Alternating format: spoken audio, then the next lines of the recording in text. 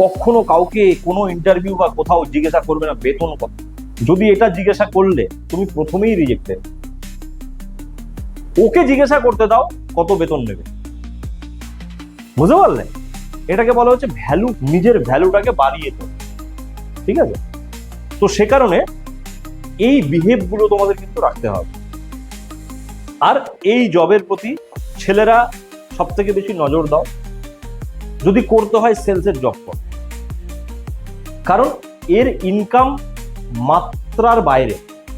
তুমি চিন্তাও করতে পারবে না তুমি সঠিকভাবে সেট হয়ে গেলে পরে কত টাকা তুমি ইনকাম করতে পারবে, কারণ তুমি বিক্রি করতে শিখে গেছো, তোমার ডিমান্ড সব জায়গায় আছে।